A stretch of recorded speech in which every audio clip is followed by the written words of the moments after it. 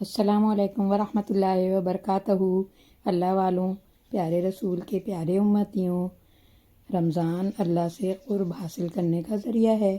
رمضان المبارک میں ہم ماشاءاللہ خوب نیکیاں کرتے ہیں۔ سوچنے کی بات یہ ہے کہ آیا ہماری نیکیاں ہمارے روزے آگے بھی پہنچتے ہیں؟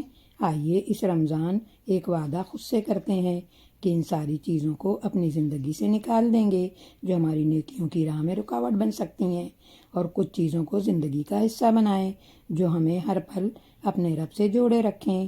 ہر ممکن حد تک خود کو نافرمانی سے بچانا ہے، خود پر چیک رکھنا ہے۔ جو گھر والے بھی غلط کام کریں دوسرا اس کو روکے۔ مثال کے طور پر اگر کوئی غیبت کرے تو اسے پیار سے منع کریں، آہستہ آہستہ ایک برائی چھوڑتے جائیں۔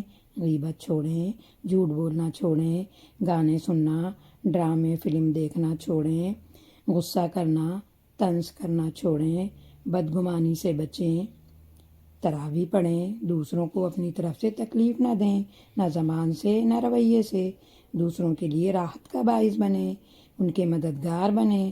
رات کے کچھ وقت اللہ سے باتیں کریں، قرآن پڑھیں، ترجمے کے ساتھ ذکر اللہ کرتے رہیں، قرآنی دعائیں یاد کریں، سنیں، تہجد لازم کر لیں۔